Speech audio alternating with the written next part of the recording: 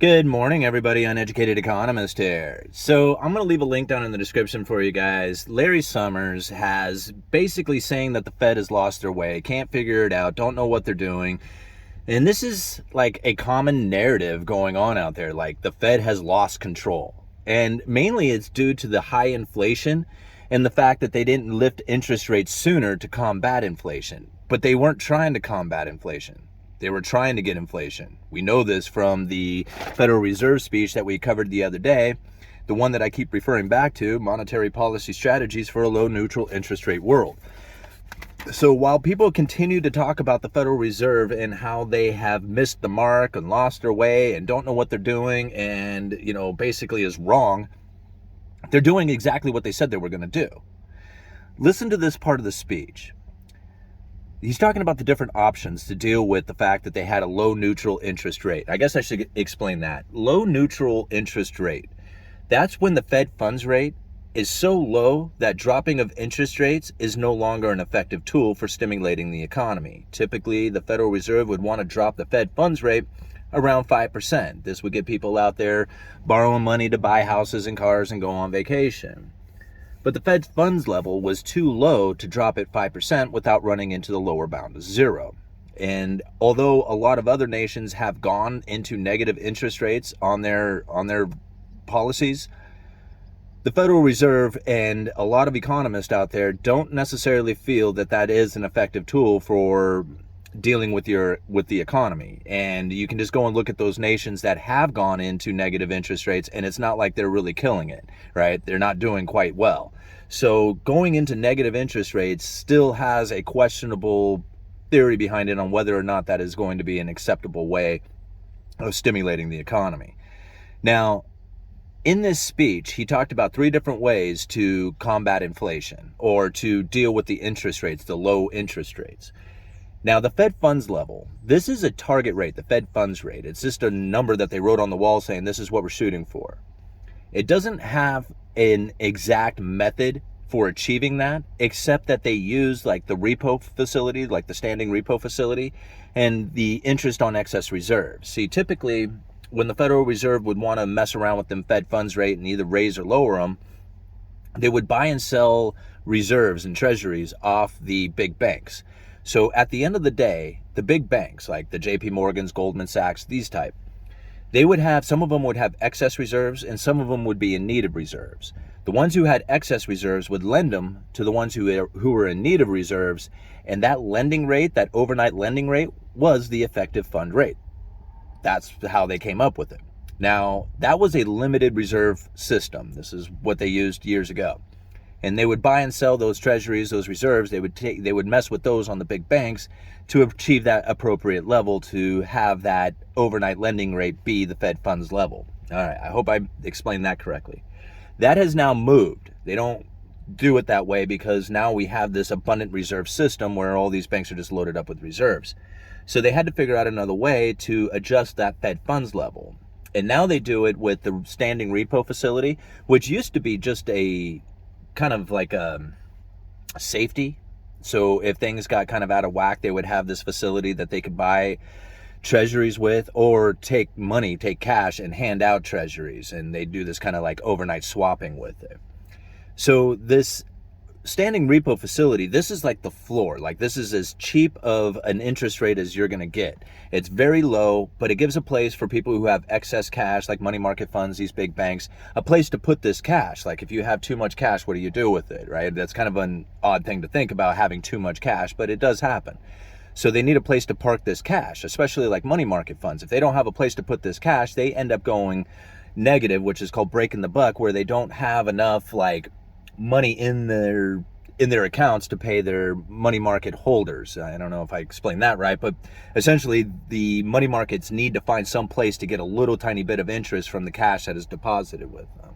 And it needs to be quick cash, because that's what money markets are, is like the closest place to cash that you can put your money without actually having to go into an investment. Like if you buy a treasury bond or something like that, you have to wait for maturity to get it back or sell it. And if interest rates go up and the price of the bond goes down, you could end up taking a loss if you have to get out of it quickly without waiting for maturity. So anyway, bringing it back to the Fed funds level, The interest on excess reserves is like as much, like that would be like the last highest place that you could get to before taking the money from the Federal Reserve and lending it out to like you, me, or another bank or something like that. The overnight lending rate or the lending facility, that creates like the floor. So you have like these two levels that the Fed funds level is going to land in between. So they can adjust the return on excess reserves, or they can adjust like how much the repo facility is paying. And hopefully that channel that they create there will create the Fed funds level. All right. So I hope I explained all that correctly.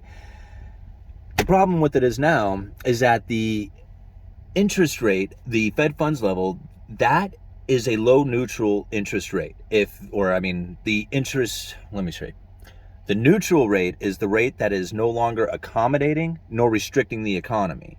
And that is very low. They don't know exactly where it is, somewhere between 1.5%, 2.5%. There's a lot of debate on where it's at right now. The inflation that we have experienced, the price inflation that we have experienced throughout the economy, that lifts that neutral rate, but we don't know exactly how far. In the speech, John Williams had given back in November of 2018, was saying that that's what the typical neutral rate would have been, 2.5%. But he's saying that it could be somewhere between like 0 and 1.5% now. So we don't know where it is. Is it 1.5%? Is it 2.5%? Is it 2%? Maybe it's a little over 2.5%. Nobody quite knows exactly where that neutral rate is. But there is going to come a point where they are going to achieve that neutral rate, where they're no longer restricting nor accommodating the economy. But it's really funny, not necessarily funny like, laughing at it, but it's funny how they go about talking about the target rate. Like, how are they going to achieve this? Now, there's a number, this is what he says. There is a number, this is coming right out of the speech, right? A number of alternative monetary policy frameworks have been proposed that aim to tackle the problems associated with the lower bound on interest rates.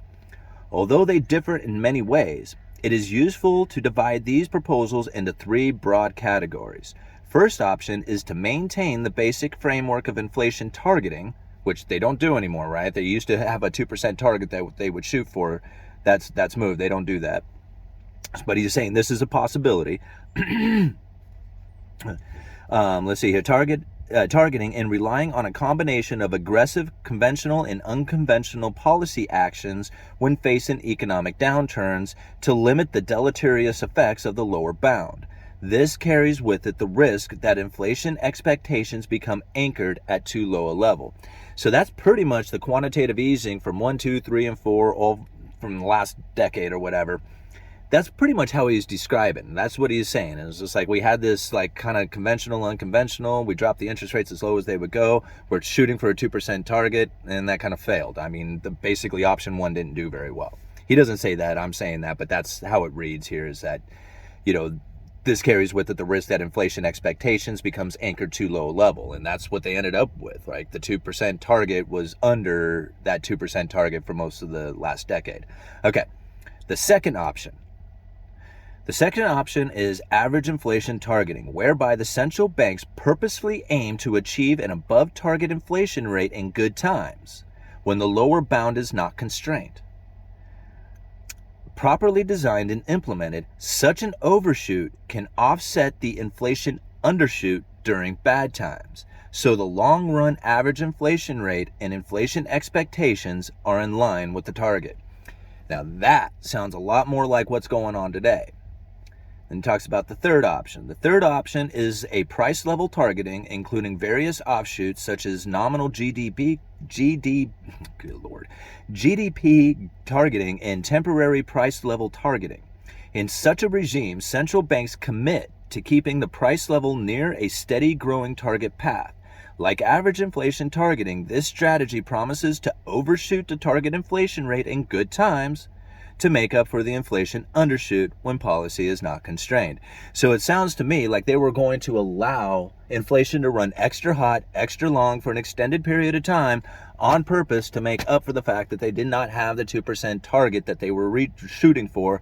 They were under that the entire time.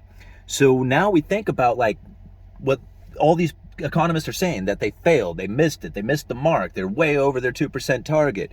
That's not what they were going for. They're going for an average inflation. And now you have to think, if they truly did miss the mark, let's say they did, let's say like inflation's running out of control, they failed to lift the interest rate soon enough, the average inflation rate is now going to be far exceeding the 2%, even though like it hadn't achieved the 2% target for the last 10 years.